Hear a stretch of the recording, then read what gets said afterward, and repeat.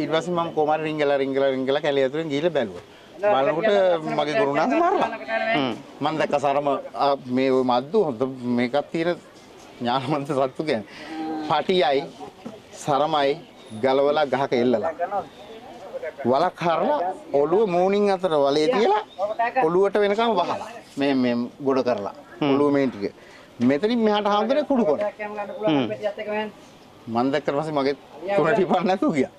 කොහොම හරි ඊට පස්සේ ආවා. ඊට පස්සේ ඇවිල්ලා ආලියට කතා කරලා එළියට අරගෙන කැලෙන් එළියට දැන් ඔක්කොම ඉබට දාගෙන තනියම කවුරුවත් නැහැ. අර යාගේ මාසිනා ඉතින් පැත්තකට වෙලා අනනවා.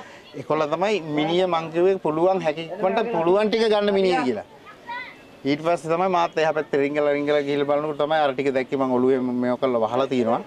ඒක මේ ඔළුව වහලා පටිය රොම ඔක්කොම ගහක අත්තක ඉල්ලලා හෙන්ඩුවවත් කඩලා නැහැ ආන්දරේ හෙන්ඩුවත් එහෙම බිමට වැටිච්ච එක ඇදලා අරගෙන මෙහෙම පැත්තකට තියලා හෙන්ඩුවෙන් මෙහෙම කොක්කෙන් අල්ලගෙන මිනිහා මේ තුනටිය කහනවා මම යනකොට අලියා